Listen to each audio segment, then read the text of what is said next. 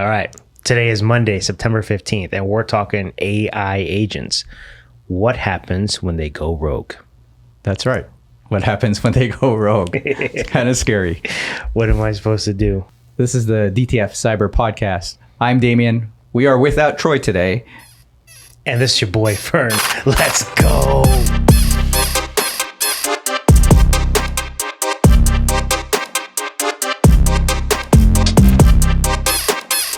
All right, this is episode 20.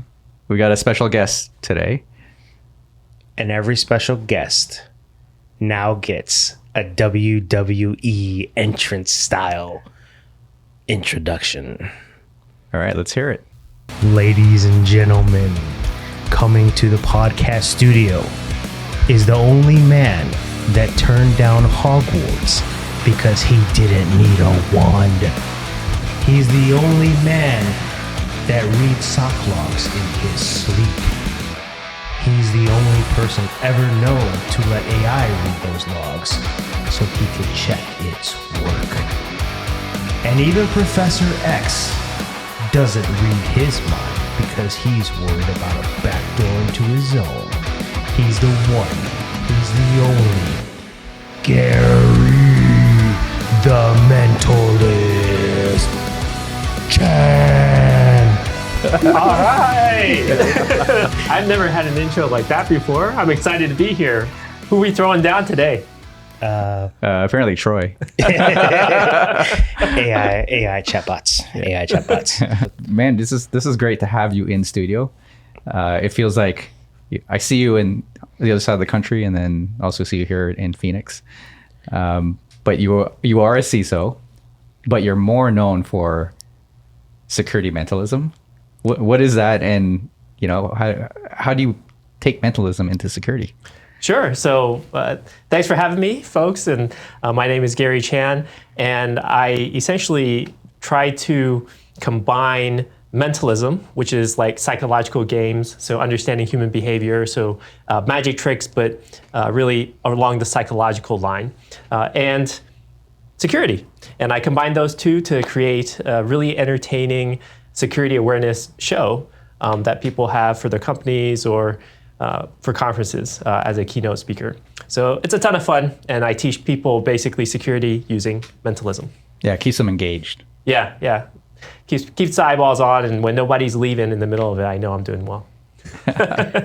So do you happen to have a deck of cards on you today?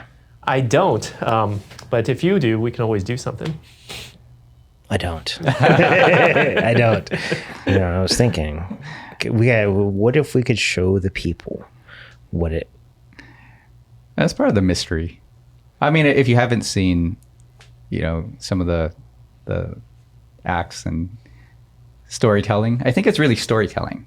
Yeah, right? it really is. Yeah, so like if one of the things that I'm kind of known for is I talk a little bit about phishing. So like this year and last year too, people will call the help desk and try to phish them by resetting passwords of employees' accounts, things like that.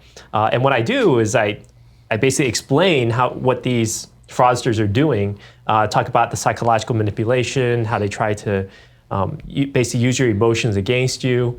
And we talk about like how that, someone who's really even on guard for it can get tricked. And then once I'm done sort of teaching, we then have the audience pick a random phone number, and I call that number on stage live, and I just try to phish. I try to steal whatever I can from that, and that's the whole point. It's a lot of fun. It doesn't matter what happens, although usually I'm able to get a lot of really cool stuff doing that. So like, do you call like the number that they give you? Is it like a family or a friend, or is it just like a random number? A random number. So we pick multiple people from the audience, and they just randomly give me numbers. As long as it's a legitimate number, we call it. Hopefully they pick up. We do it a few times, and usually after a couple of calls, somebody will pick up. There's a joke I cracked because you said there's so many of these vendor calls happening overnight. Remember that post? Yeah. I said, how do you know it's not another mentalist on the other side trying to get you to be part of their act? Yeah, right? Yeah, that's funny. So what kind of stuff have you gotten out of some of these calls?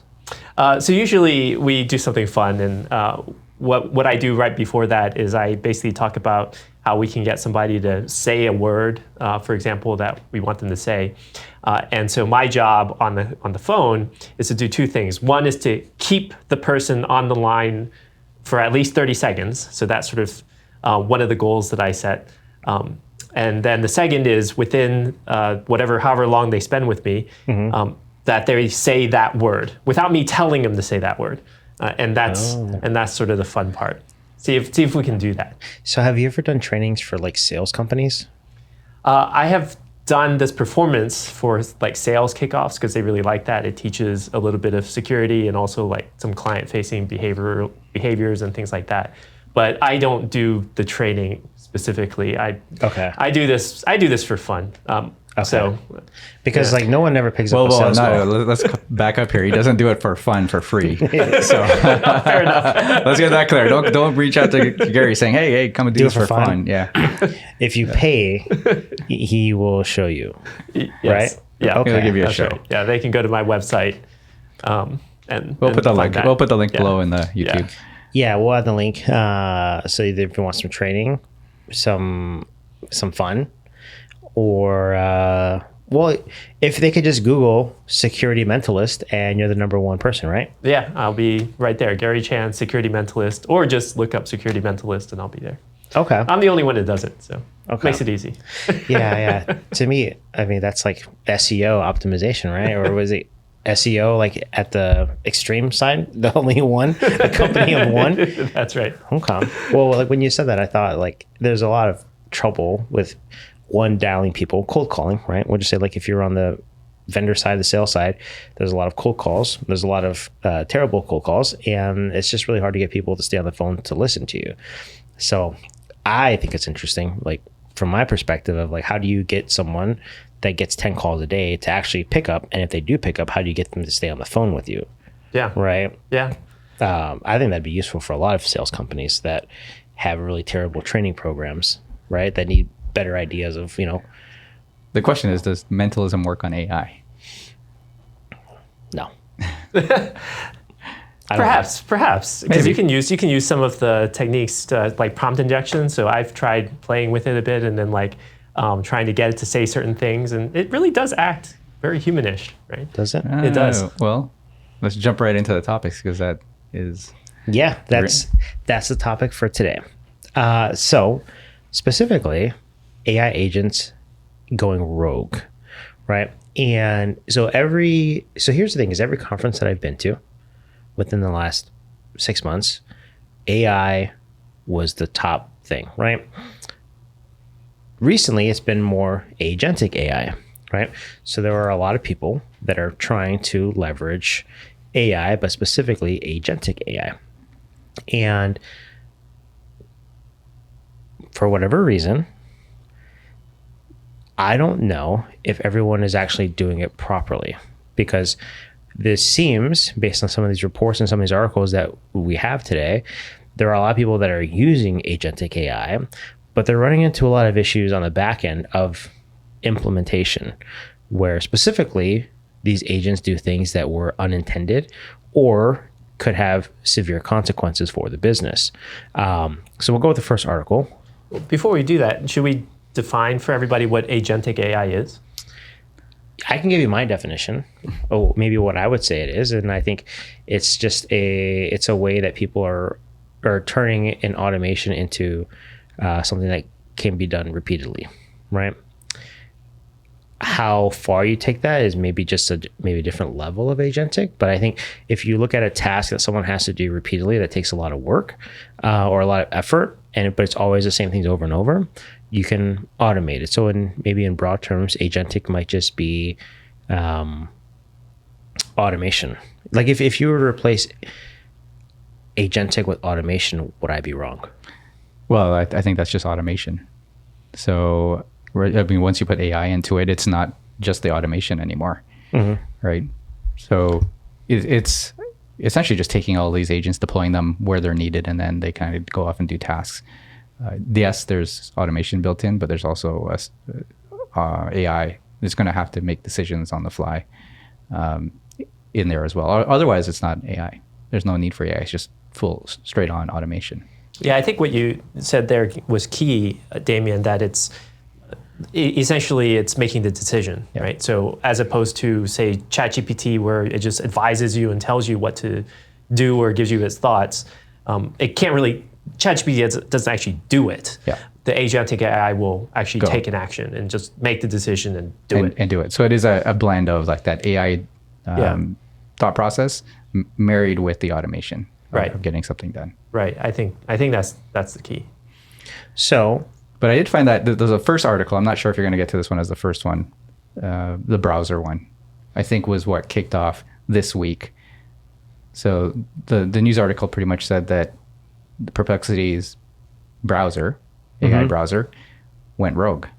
Yeah, well, went rogue in the sense of it was buying things from malicious sites, right? Where people were using malvertising and other things to get it to purchase from there, right? So, well, let me ask you this: would you guys ever trust an AI bot to go and buy something for you? I think we kind of do, but maybe not AI. It's just like Amazon, right? Like if we say, I think if Amazon were to come out with something and then I just said, hey, buy me some dishwashing detergent or something, I would trust that. Yeah. I think especially for low cost, if I put like a ceiling and said, no more than say $50 or whatever, I'd probably trust it. Yeah. Then would you go outside of Amazon and have a browser agentic AI look for detergent, maybe at a cheaper price across multiple sites? Maybe. I don't know. I don't know about that. Yeah, that's probably where the value comes, right? Is like how there's a lot of time that people spend like buying tickets, right, for an event, airplane tickets, stays at a hotel, right? Finding the cheapest rates. That's always the big one, right? Is how can I travel and get a best rate or the best discount? And they have their sites that do that, right? Like there are companies that their whole business model is by kind of like farming out all this information or what you're trying to get and then finding you the best rate. But the person is the one that has to put in the credit card, right? No. If you're trusting the agent, the AI agent, it would have your credit card information. It would be fully authorized to go buy it. Yeah, well, I'm saying like today. So before you put anything, like any sort of agent in the loop, right? It's the person is making the decision. So the person is consciously choosing to purchase at whatever price point that they find with these tools. But I think in the future, we're going to maybe just offload that to an agent. Yeah, but what if they buy it from a site that's malicious? Yeah. Right? Because not only is it, so here's one thing. You can buy something from a site and get something in the mail that's not what you ordered, right? That's one thing. But there's another issue where you can buy something from a site and maybe it's good, right? I'll give you a really good example. This just happened to my daughter. She wants to buy something called a Labubu. Yeah. I don't even know. It's like a little stuffed animal, right? Right. So that's a $1 billion business at this point. Yeah. So it's this little stuff like keychain that you put on a backpack. Every kid loves them. They're apparently like a social thing. There's like a social related like status. Like if you have a Labubu, you're cool, right? That's the thing. It's like the cool thing now. So my wife went on Walmart, and they had them. So she bought one for like $30 or $40. It's like a smaller one, cheaper one, not the expensive or not a rare one, but just one that she wanted. Not a real one. We got it in the mail and it wasn't real. Oh yeah. It for sure wasn't real. So I'm on YouTube, like, why does this thing look like what is this thing, first of all? Because I had never heard of these before it showed up to our door. And I'm looking at it and I go online to see what a legitimate one looks like. And there's a comparison, right? You can see that the one that we had is similar, but it's not the same as the one that they were saying was, a legitimate one. And then we went through, looked at the box and, tilting the box in the light, and you can see that it doesn't have the right characteristics, right? And then we basically said, oh, this is not real. This is a lafufu. Yeah, but your kids might not care. They may not even know. No, most kids won't know. But the idea is like, that happened to us, people. We bought it, right? and my thought is, well, okay, so this Walmart, obviously, and with Visa, like you're somewhat protected on what you buy and like fraud and things like that, right? But if you were to have an agent go out and buy something for you, you may or may not get the legitimate product, but your credit card information may be stolen, right? And I think that's the bigger risk than getting a lafufu in the mail instead of a labubu, right? It's less about what you receive as being fake. It's more about the downstream impact of your information. Your credit card information is now in the hands of the wrong people, potentially. I think the question though for most people watching this is, how far do you take getting convenience and automation in either your personal life or in the business versus having full control with a human doing it? Because obviously that's going to be slower. It's going to cost you more money. Mm-hmm. You're still prone to mistakes. Yeah. Right. Mm-hmm. Yeah, I think what you described was a personal shopper. So if I had a personal shopper, and rather than have it be a person that I trusted, and it was this AI agent, would I trust that? I think that would be a pretty good comparison. And I think in your example where you brought up where, say, this agent purchased a lafufu, assuming that it's not the same store that it's buying from, then yeah, I mean, who do you sort of blame? I mean, you will blame the shopper, so the shopping AI, but the store where you bought it from would be like, well, you bought this and you knew it was a lafufu, mm-hmm. And then so then now what, right? Like, so who's at fault, so to speak. So I think the reason, now that I'm thinking about it, that I was fine with Amazon doing it, but not when Damian asked what if it was just some other random search, is because it's owned by the same company. So like if Walmart had its own AI chatbot or Target had its own AI chatbot and it bought from its own store, then I'd be totally fine with it, because then it would, then they would. In that ecosystem, I get your point. In that ecosystem, you have third-party sellers that are not necessarily Amazon or even Walmart. Yeah, that's happened to us. But they'll still solve it. So like today, if I complain to Walmart and I say your third-party seller like sold me something that wasn't legit, they'll stand behind that. You just return it. Yeah, I just return it or whatever. Okay, let's put this into a business context. Yeah. What's the number one thing that most organizations buy would probably be laptops. Yeah. Computer peripherals. Well, are you saying like in quantities, like unit quantities? Well, I mean, I'm just trying to think, where would we use automated buying in? Any commodity product. Yeah. I don't know if we do it for laptops, because usually you have to spec that out and just make sure that. But most people will have standards. Do you have a standard, to say here's our? But if that's my standard, then that's what I'm going to buy. I'm not going to have an AI agent do that. But the AI agent could check different resellers. I mean, you came from the reseller game. Yeah. I mean, there's usually a person that does that, right? There's usually, so depending on how big the company is, you either have a marketplace that you go to, like you buy a marketplace where you bring in the vendors, and then those vendors supply the standards, and those standards provide the prices. But I could easily automate the shopping or the pricing of it to say, hey, Fern, I need 10 laptops. Here's the specs. Give me a price.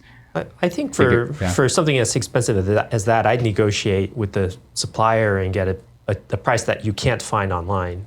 So I think it has to be like a really commodity product that's like, like gloves. Like if you need lots and lots of gloves because you serve food, then I think something like that, maybe. I don't know, like maybe they negotiate that too. Maybe. But I think a lot of people have standardized pricing, and a lot of times it's revisited quarterly or even like annually in some cases. So like the big manufacturers, like the computer makers or PC makers, will typically give what's called like a pricing sheet to the resellers, and the resellers then mark it up to whatever they have, and they provide it to the customer. And generally those pricing sheets have like a 1-year contract, or at least a six month pricing situation. And there's sometimes where they honor that and sometimes where they don't, depending on the circumstances. So what if there's a lack of memory chips? Yeah, so that's where it gets dicey, is because there are some companies that like will set a certain price, and then tariffs will kick in, and all of a sudden, or the inventory, goes down, they can't get it, so the prices generally will have to go up, and that becomes a really hard conversation. But in most cases, like these contracts are set around 6 months to a year. Very rarely you'll see them less than that, but we'll just assume 6 months. So you're not necessarily like always negotiating that price. It's kind of like been pre-negotiated, but also depends on the size of the company. Yeah, it'd be interesting to see if there's like automation or AI agents that are doing just checking the price for you, even if it's not doing the purchases.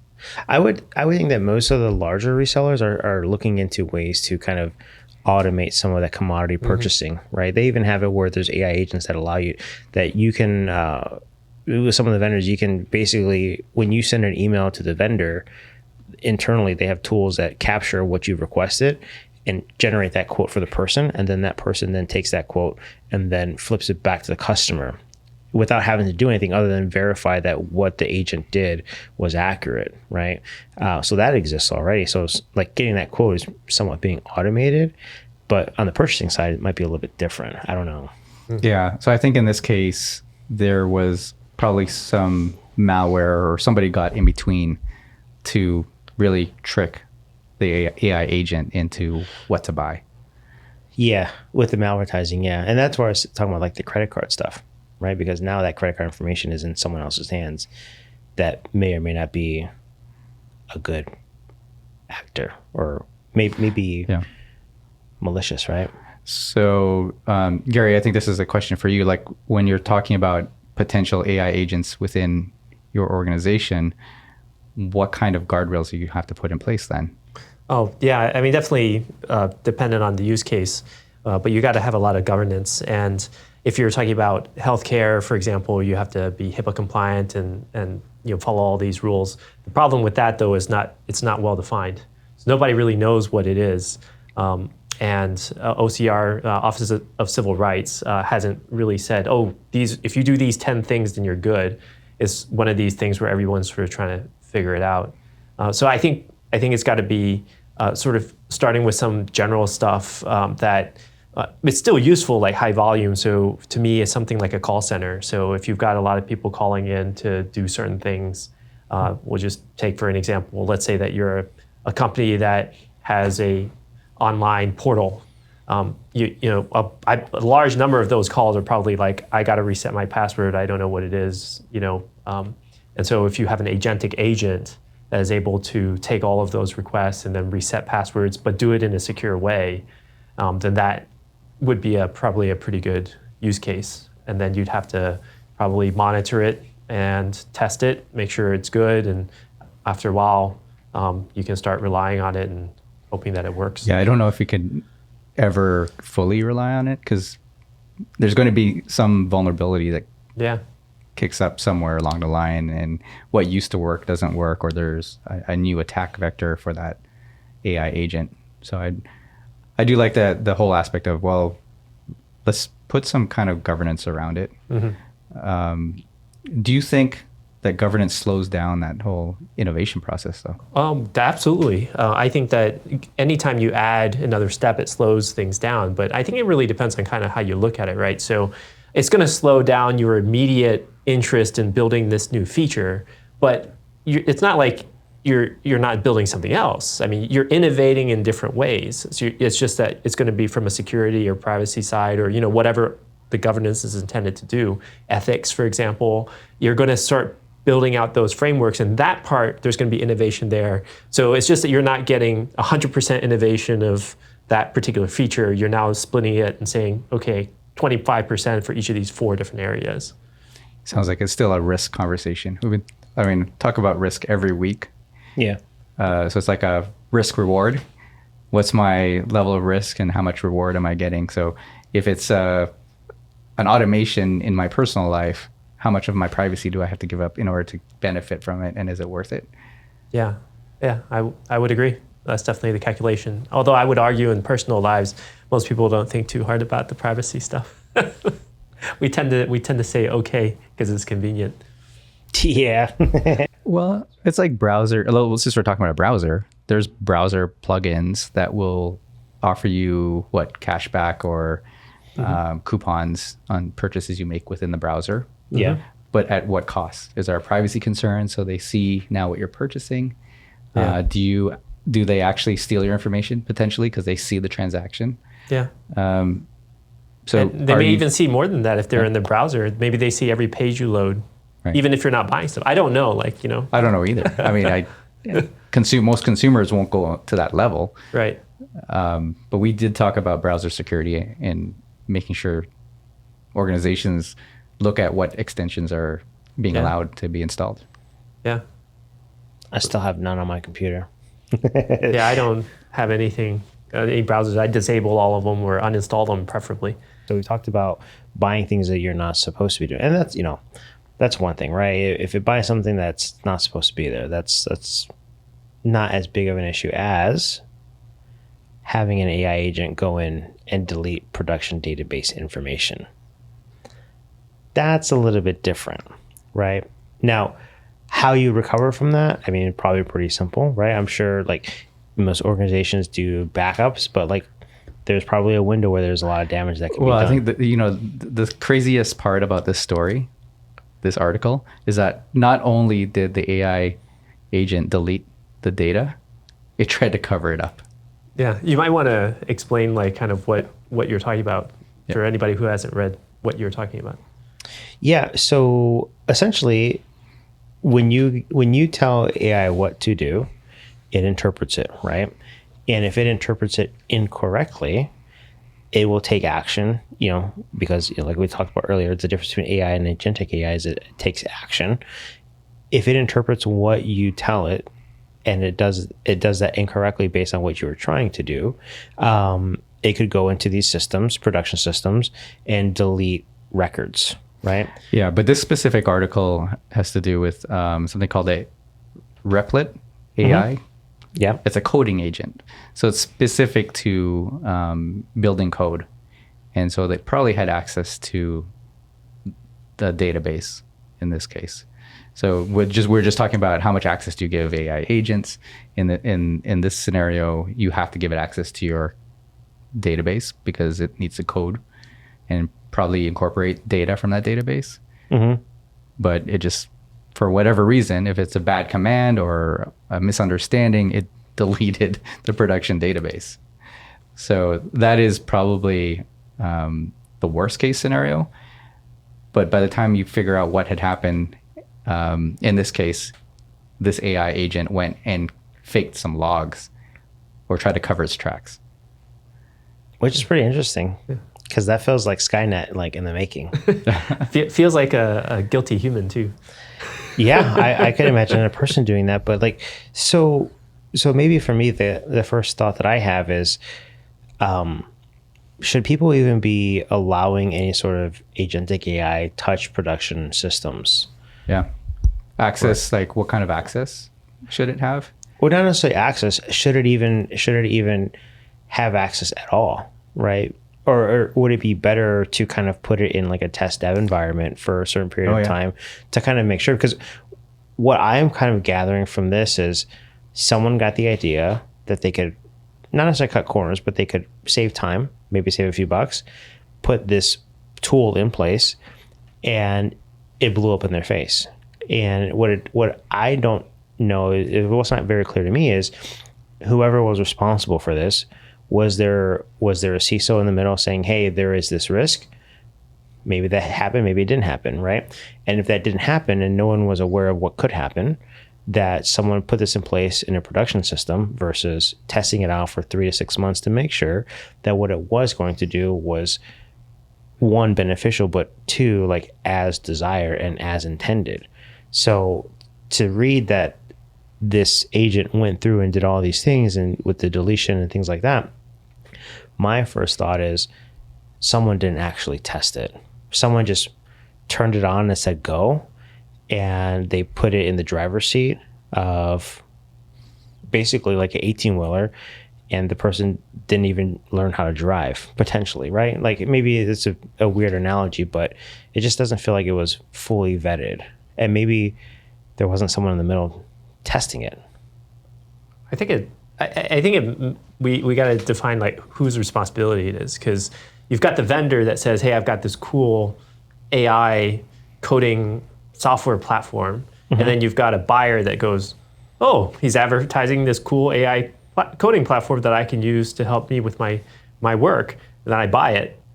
and then my expectation is that it works, right? Like I don't go out and buy a microwave and start testing it, and so it's like I just put it in production and I start cooking my food. So is whose responsibility is it? And in this case, like I think as a buyer, if I were buying this, I would assume that the product that I'm purchasing would not delete my production database. Yeah, I don't know. So like your example was a microwave. Now, what if I said I had like a time machine and I told you that it worked and you bought it? Like, would you still assume that it worked? It's like the newest technology. It's the latest and greatest, bleeding edge. No one else has one. Microwaves have been around for, 30, 40, 50 years, however long they've been around. The first ones may or may not have had issues, but 40 years, 50 years into a microwave being around, I would assume too that every microwave that I buy has kind of iterated over the generations and is now better. But if it was, I don't know when microwaves first came out, we'll just assume that it's like 1940, right? And someone said, "Here's a microwave." Yeah. Would you have the same opinion? I don't know. Like even today, I mean, this would be kind of crazy, but we kind of just assume. Like, I get your point. We assume the microwave is going to work, but there's a lot of testing that happens with the manufacturing, especially for appliances like that. Mm-hmm. There's safety standards. What's that? There's a standard. OSHA? No, there's like a CSA or NSA standard. U Labs or or UL Labs. Yeah, UL there's an actual. You have to follow these guidelines, and it has to be built a certain way so that the microwave's not leaking radiation, right, and stuff like that. Yeah. So there is testing along the way. It's just tested enough so when it gets to the consumer, it should be safe. My concern with some of the latest stuff is that there's not enough usage. Like Fern saying a time machine, okay, we may look back on this 50 years from now and go, oh yeah, I remember when they were talking about time machines, and now it's a regular thing. I don't know, but would you be the first person to try it? And the question is probably not, unless you were really, really exploratory and wanted to try it. So the same thing with these AI tools.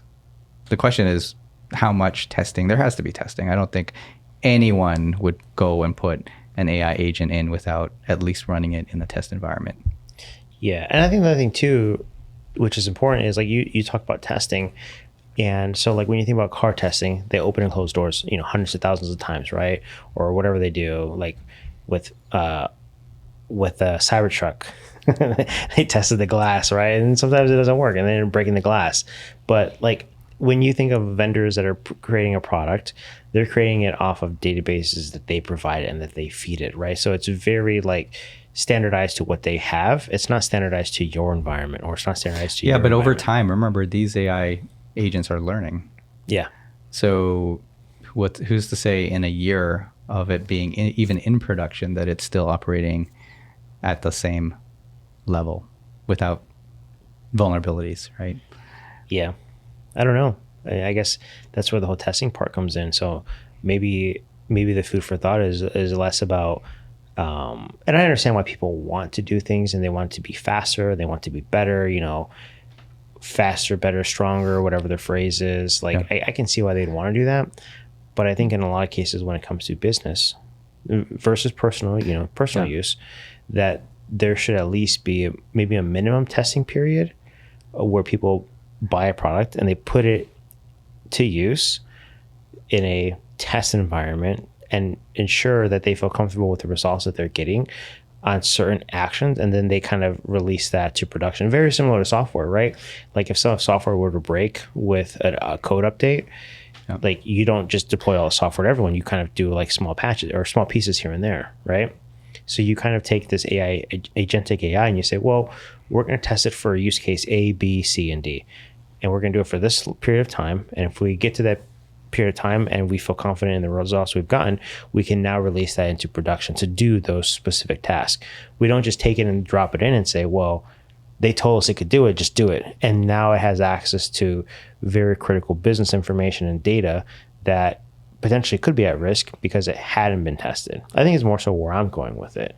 And I maybe have to do more research. So whose fault is it that the data got deleted out of the database? Not the security person. Why not?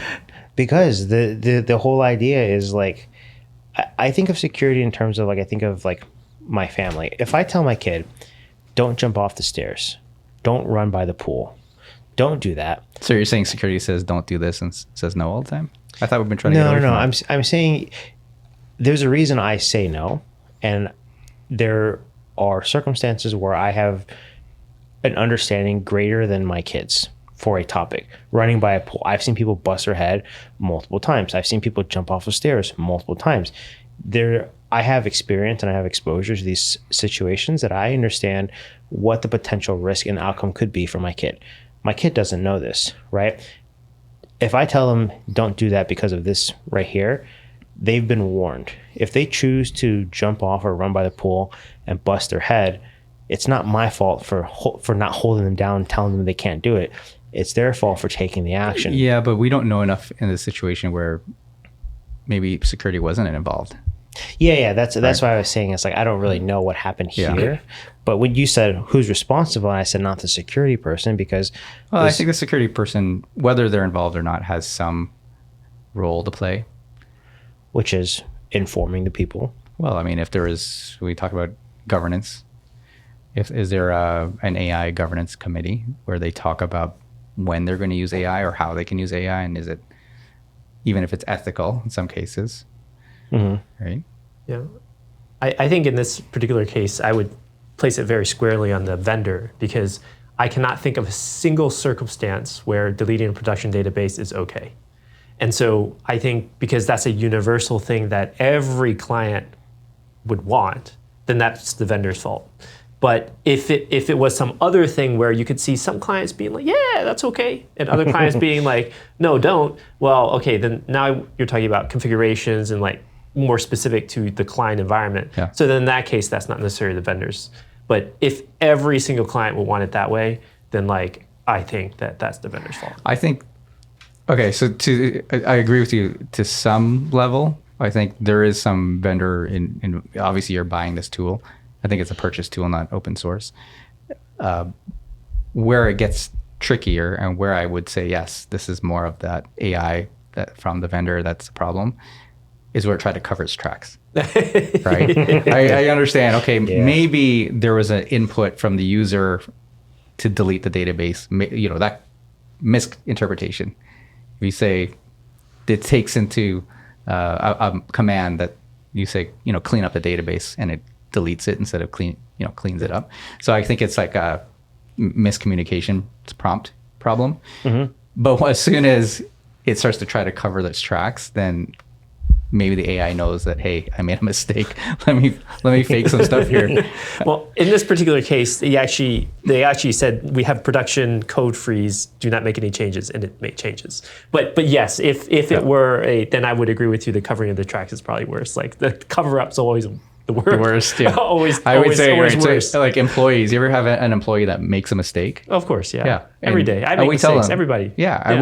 I say the same thing. It's like, it's okay to make mistakes, but tell us. Yeah. Right? If you push, let's say you push a policy that takes down the entire, let's say a security policy, that takes down the entire company, it's actually better for you to say, oh, shoot, sorry, I made a change. I wasn't supposed to, or it took this down. That's a lot better for you to say, yeah, sorry, I let's try to fix this and recover, versus like, oh, I don't know what you're talking about. And then it prolongs the outage because you have no idea what the problem is. That's even worse. Yeah. Unless it was you say you don't know what happened and you find it. you become the hero. You go from the villain to the hero. You think the AI was trying to do that? Maybe. Cover its tracks by writing some logs and then go, oh, wait a second. At least it didn't frame somebody.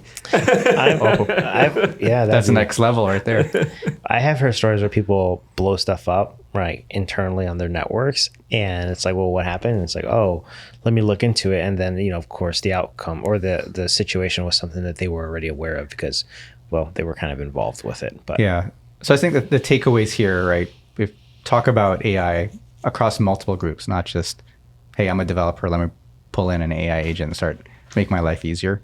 I think there needs to be that governance conversation of how we're using AI, including the security team, just in case you wanted to give too much access to the production database to the AI agent. And then also test it before you put it in production. And then maybe for a certain period of time, or maybe not necessarily test it, but test it to where it has you have a high confidence level. Yeah, but I don't think that confidence level stays high forever, right? You have to go back and either recalibrate or retest and make sure it's not doing anything rogue. Yeah. So, but at least get it to a point, and then kind of similar to last week where we talked about the OAuth tokens, right? And kind of take an inventory of your assets, right? And what has access to what, and reviewing that quarterly, or I think as Lester said, operationalize that task, right? So that way you at least have an audit trail and you have a process versus having not looked at it for the last 6 months and not realizing that things could have happened over that period of time, right? So, okay. Well, so the takeaway, like you said, is essentially have an audit of what you're allowing this agentic AI to do. Test it, of course, before you put it into production. Never go to production first. Like, I think most people already know that, but maybe some people don't. And that kind of takes us to the next topic, is the Tahoe, right? Or the truck. There was a chatbot that was used, and part of this, what happened was prompt injection, where in social engineering, where someone was able to convince an AI chatbot to sell them a truck, $76,000 SUV for $1. And what the first thing I think of is, did it get put into production use where people could use it on their website, right? Did anyone ever bother testing it to see, or did it go through the appropriate testing to see, is there a way that someone can trick the tool to do something that we don't want it to do? And that when someone can successfully, they didn't actually buy it, but when someone can successfully get a chatbot to agree to a $76,000 truck being sold for $1, what that tells me is, one, there was probably no testing done on it to make sure that something like that doesn't happen. Like, there's no minimum sale price that was added into the context of what this chatbot had access to. Like, sell it for this price? No, we have a minimum sale price, which every dealership does. Or not have the chatbot negotiate for you. If somebody's negotiating, just automatically call a person or refer to a person. Yeah, I think in this case it was intended to be a general chatbot, not a negotiating to buy a car. Yeah. It was just supposed to answer questions like what are the hours and where's the location and stuff like that. So the guy had the customer, it's not his fault, but like he used it to do things that the people who implemented the tool did not Never intended. Yeah. intend. Yeah. Yeah. Well, I think prompt injection is going to be, so if you're looking for experience and you like to do capture the flags, I think there are prompt injection type capture the flag exercises now where you can interact with a chatbot and try to get information out of it. Yeah. Very similar to SQL injection, right? Insert some code that gets executed by the bot, which wasn't intended. In this case, I don't think it was really a prompt injection. It was just social engineering of the bot. Yeah. But I think there's going to be more and more of this. So how much do you trust that interaction with a bot? I mean, sometimes they don't even tell you you're talking to a bot, right? well, I mean, you kind of know. Yeah. Well, I mean, right now you may, but in the future, should they disclose that you're talking to an AI agent? I think that'd be nice, but I don't know if it's necessary, right? In the end, I think of it as just when an agentic AI is a human.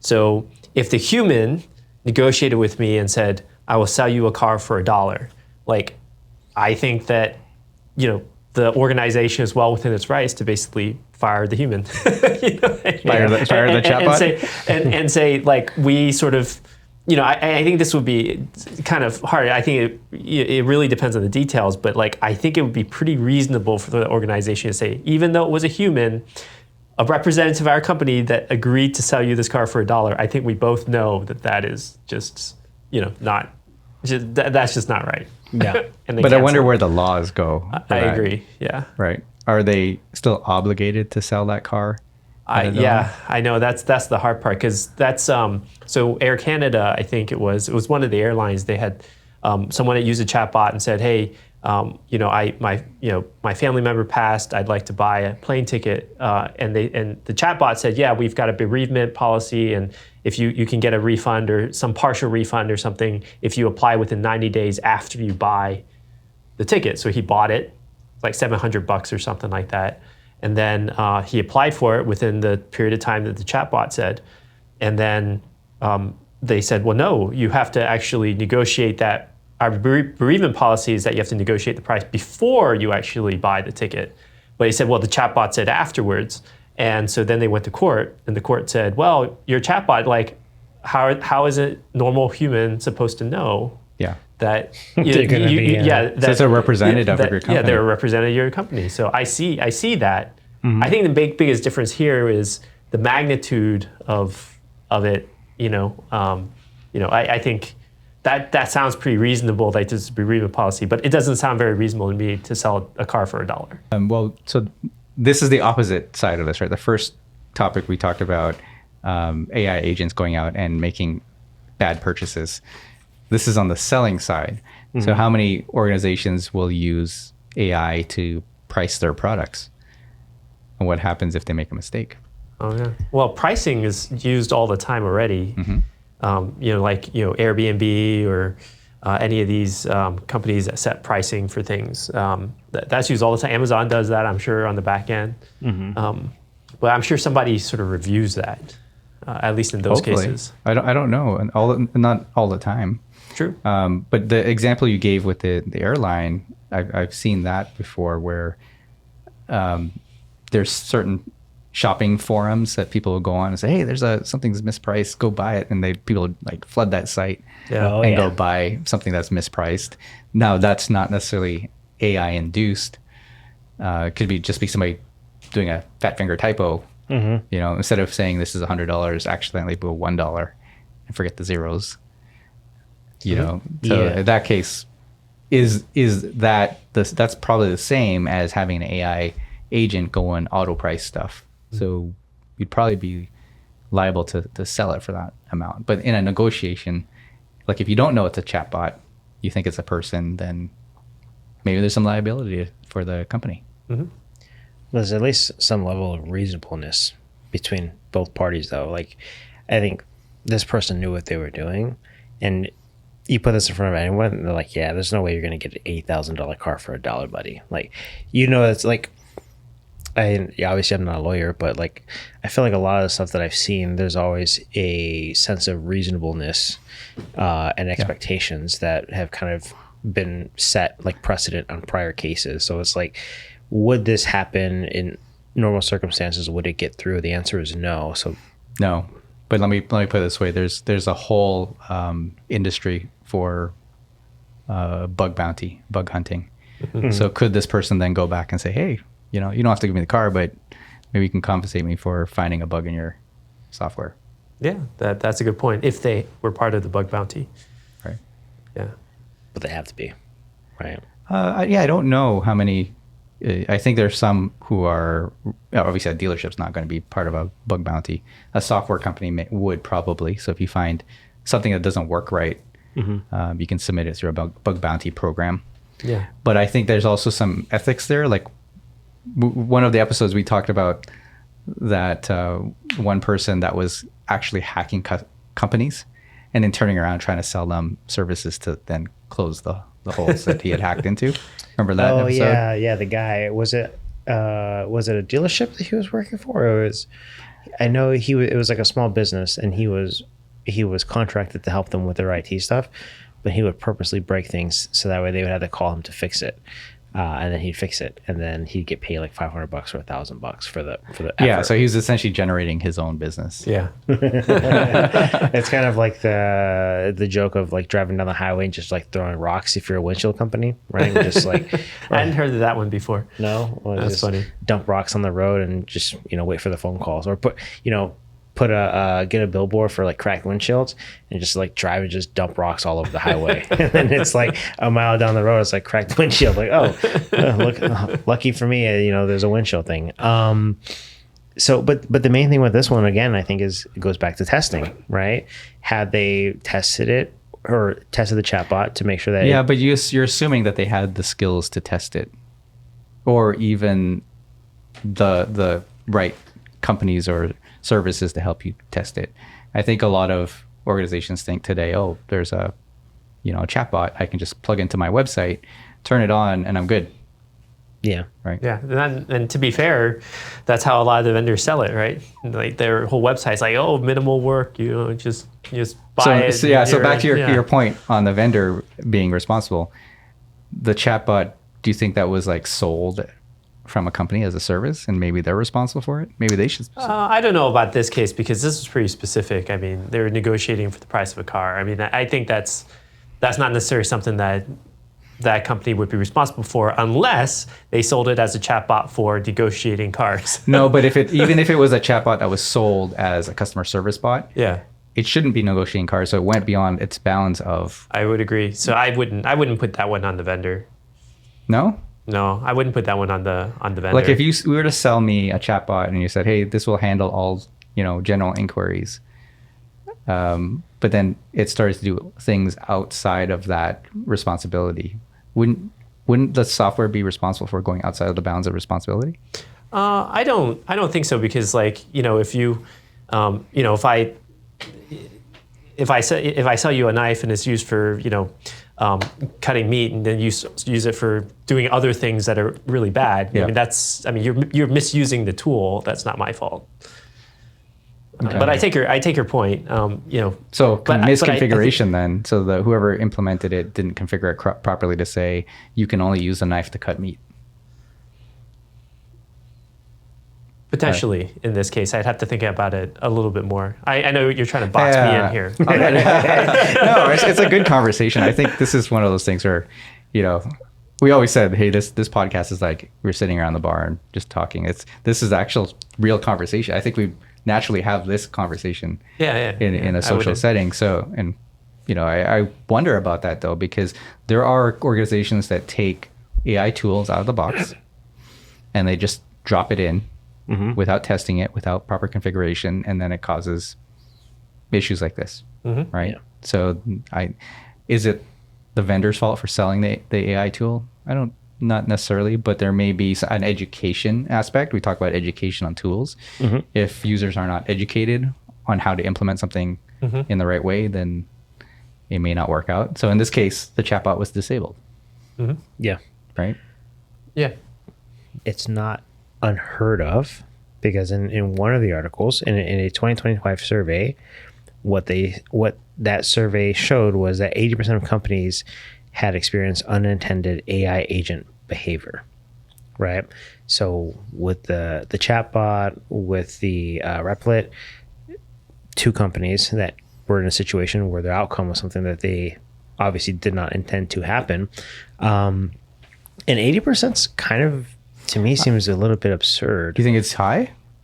I think it's higher than it should be, right? Do you think that's high? 80% of unexpected behavior of AI agents? I mean, if you're doing hundreds of encounters a day, if not thousands, I screw up at least once a day. Just ask my wife. I don't think it's high. Yeah, I think it happens more than you think. Okay. I think there's right now there's a lot of hallucinations within Gen AI. I see that a lot. A lot of times when I try to use it to help with, let's say, for example, this podcast, this episode, we were trying to go through articles on this very topic, and Gary said, hey, some of the links didn't work. But not that the links didn't work. They were there in a different spot. And so if you just to say, hey, let me copy that and paste it, which is sort of what we did here. Yeah. It doesn't work. But it's not that it didn't work. I've seen cases where it would take an instruction from me and then give me something completely different because I wasn't very clear. So is that the AI's fault or is that my fault? Combination of both? It's always your fault, Damian. Yeah. Probably my fault to begin with because I wasn't clear on the instruction. Yeah, I could see that. But it also comes back with hallucinations of things that maybe didn't exist. When I first started using Gen AI to try to research topics, it would come back and give me information and then a fake URL. And then I tried to go to it, and there was nothing there. You get a 404. So I would ask the AI, why did you give me a fake link? And it said, oh, sorry, I didn't know you wanted a real link. I was just giving you an example of what a link would look like. Really? Yeah. That's pretty funny. Early on, that's what it said. Wow. Now it knows I want real links and real information and real articles. So I don't know if it's necessarily an AI problem or a hallucination that, why would you make something like that up? But just like, why would you create logs? Why would you delete a database and then create logs to cover your tracks? Yeah, that to me seems very suspicious, but I can't explain it, right? Yeah. But I think the other part of that too is just, I think the one thing that anyone that's looking to use AI in some form or another is not to necessarily think of it as the end all be all or the easy button. It could be the easy button, but I think there's a lot of work that has to go into kind of working through it, working with it to make sure that the output that you get has been verified, right? I've heard people say, AI is a tool, right? The most common analogy I hear is it's like a calculator, right? And if you don't know how to do simple multiplication and division, and you type things into a calculator and it gives you the wrong, actually, my kids are, doing math where it's like early stage algebra. And the one thing that seems to confuse them a lot is order of operations, right? Now, here's a really good example is you can have an equation, right, written out where it kind of uses the different order of operations functions, right? So you have like your parentheses, your exponents, multiplication, division, right? And if you don't know the order that they're supposed to go, you're going to get the wrong answer every single time, or you might get a different answer depending on how you do it. Now, when you put it into a calculator, if you don't put it in properly with the parentheses and you just like forget those, or you forget to do things as they're written, it will give you the output based on what it knows how to properly calculate, right? But a person, if they don't know those functions or the order of operations, they're going to get a different answer than the calculator, right? So I think the first part is you have to know that it will give you the correct answer, but you have to know how to use the tool properly to get to the correct answer, which is, the order of operations. And if you don't know how to do those things, which most people, I would argue, don't, if you gave someone a long equation where they had to use the order of operations to get the final answer, I think a lot of people would fail, right? And if they tap into the calculator, though they may fail, but they may not understand if they're right or wrong because they don't actually understand the order of operations part, right? But they're still using this tool to get to the answer. And then to me, with the little bit that I've seen with AI, is it almost feels the same way as like if you have this tool that can do certain things for you, but you don't actually understand what it's doing to be able to verify it, you run the risk that you just assume that what it gave you was correct. And I think that's the biggest issue. And then there's also drift, right? So maybe today it's correct, but over time it's not. Yeah. But it always comes back to the person being able to verify, right? And, you guys say all the time, trust but verify, right? It's like, how is this any different, right? It's always, you never trust, right? Maybe at least. Well, I think we're over, I don't think there's any, if you're using one AI agent to do certain things that maybe you get into trouble. But let's say if you're using AI to analyze medical records, for example, do you trust one doctor if you get one result and you do get a second opinion? I think the same can apply within AI. You could say, okay, AI, go scan this, let me know what you think, but then have another one kind of do the same thing and then maybe have a human. So you don't have to have 3 humans, you can have 2 AIs and 1 human, and then hopefully come to the same conclusion. I can see that, but I also see where people, and this is just like personal stuff, is if you go to a doctor and you get a good bill of whatever they call it, like they say everything is good, most people won't get a second opinion on that. They'll only go when they get a bad diagnosis. If so say for example, someone says, "Hey, you have 6 minutes to live," or 6 months to live. 6 minutes. Yeah, 6 minutes. There's actually there's a song, I forget who sings it, but it's a joke where the guy says, "I have bad news for you," and the guy says, "What is it?" And he goes, "Well, you only have 24 hours to live." And the guy says, "But I have worse news." And he's like, "What's that?" And he's like, "Well, I couldn't get a hold of you yesterday." Right. But like whenever people get bad news like that, they're always going to try and find a second opinion because it's, they want to know for sure. But a lot of times if people get good news, they don't necessarily double check to make sure that the good news was actually correct.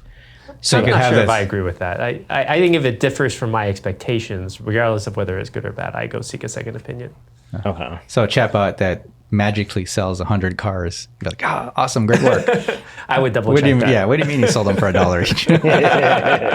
Yeah, you should always check your results. But maybe that's just me personally. Like if I get a clean bill of health or something, like my blood pressure is normal, like I'm not going to go ask another doctor. But if you're feeling bad and then they're like, "Oh, all your labs are good," like, well, yeah, would you? Well, I think that's different because it's difference in expectations. Yeah, there's this. You have this intuition of something not being correct, and well, I think with AI too, right? You have a certain expectation.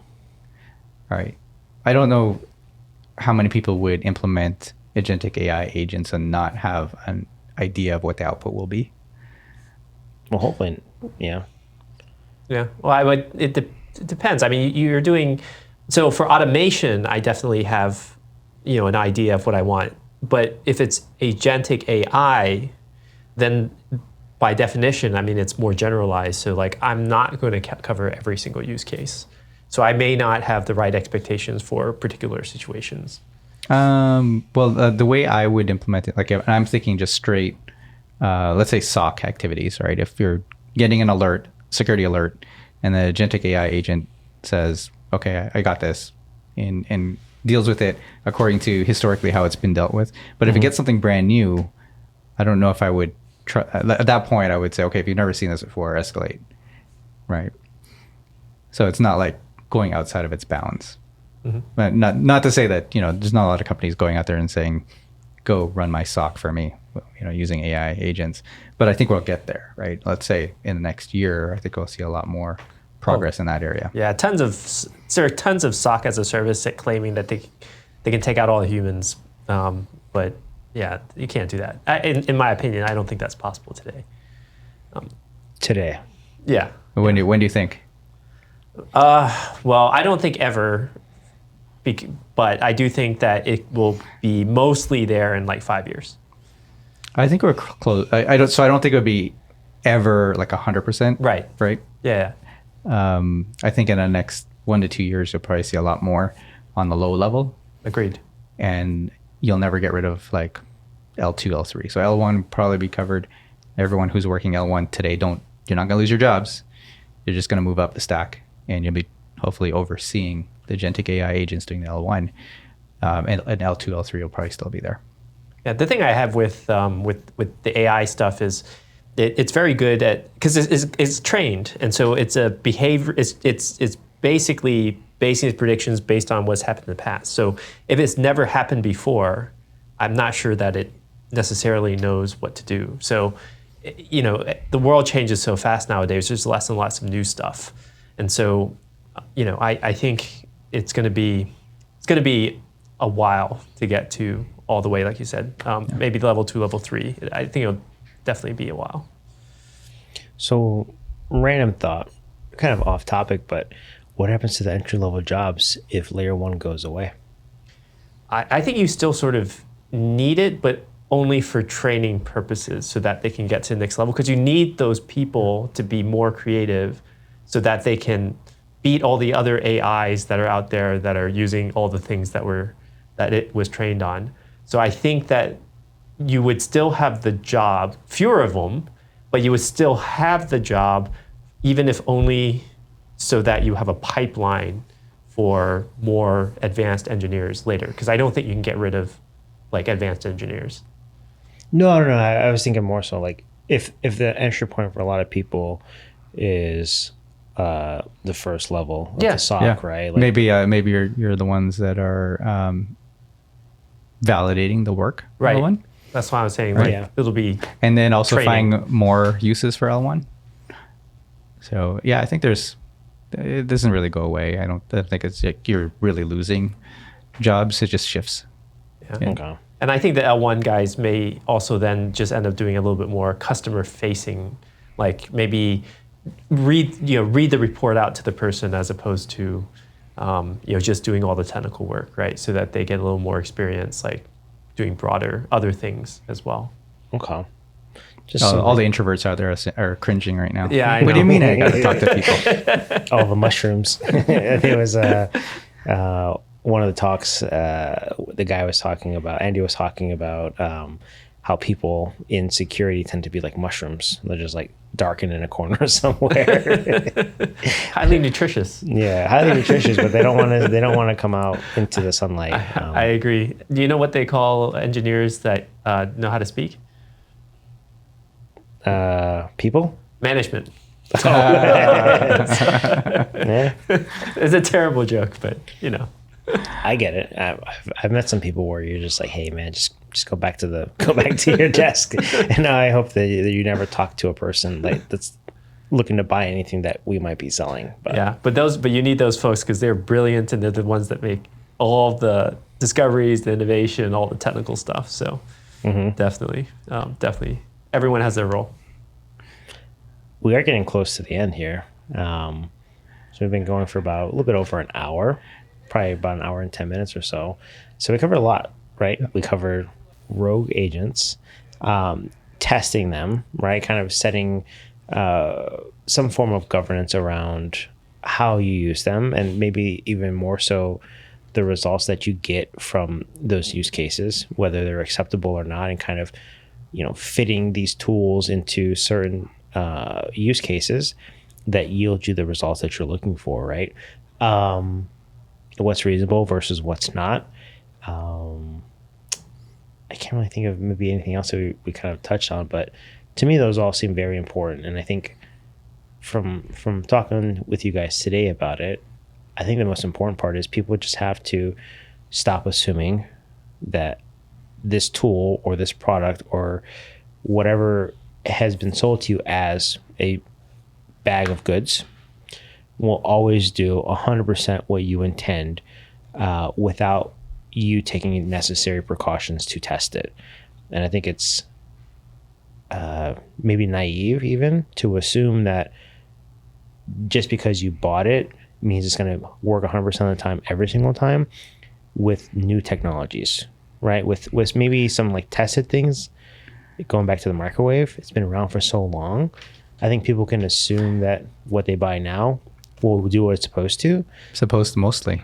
I think there's still a failure rate though, an acceptable failure rate. So I think even if we get to that spot where we're fully trusting AI, you're still going to have testing. You're still going to have to monitor it. You're still going to have to just make sure it's operating within its means and not deleting databases by accident. Well, yeah, but that goes back to assuming that it's not always going to be bulletproof, right? And maybe that's how I look at it. Is I don't know. Maybe I'm just more pessimistic, right, than most people, and I just assume that things won't work out or things won't go well, and it's just like you kind of have to plan for the worst, so you have to expect certain outcomes, and this usually never goes right the first time, just because maybe I've been in a lot of situations where things go sideways, and you kind of just have to plan. So maybe it's just more nature of that, or maybe just more so just thinking about problems as there's never ever one outcome in any sort of problem, right? There's risk with everything that we do. So risk versus what the reward is always. Yeah. Okay. Well, those are my thoughts. Usually I go last, but now we're gonna have Gary go. So what is there anything that we didn't cover that you think would be worth mentioning? I think one of the keys will be making sure that agentic AI has the right permissions. Yeah. I think that can help prevent a lot of the issues that we talked about, at least the catastrophic ones. We did say that was a topic we would cover, non-human identities and access. So that's probably something we'll cover in a future episode. Yeah. But otherwise, I really like what you said. I mean, in the end, if you have a good rollback plan or some way of recovery, I think that's probably a good one, because I think by definition, agentic AI is not fully predictable by humans at this point in time. So then we need to have a backup plan that assumes that anything can happen. And as long as you have that, I think go forth and give it a try. Yeah, I don't think it's any different to have an agentic AI versus an intern blow up your database. Yeah, I would Say agree. a human can do it just as bad as an AI agent. Maybe not as fast, Yeah. but they can still be done, right? Well, anyways, Gary, thank you so much for joining us. You know, it's been a while. We've been trying to get you here into the studio for a while, so I'm glad you can make it in. Yeah, it's been fun. Thanks for having me. And I will say, for the people listening, if you haven't noticed, every guest that's come into the studio listens and subscribes. So if you're waiting to sit in the hot seat and get the WWE intro, you got to at least subscribe and prove it. Let us know. Let us know about an episode that you liked, maybe some of the topics that we talked about, because we're definitely looking to have more guests in, especially in cases where Troy can't make it, like today. So if you haven't subscribed, subscribe. Gary is subscribe, people. He is subscribed. Follow the DTF podcast. The DTF podcast. Let's go. And with that, we'll see you next Monday. Till then, take care.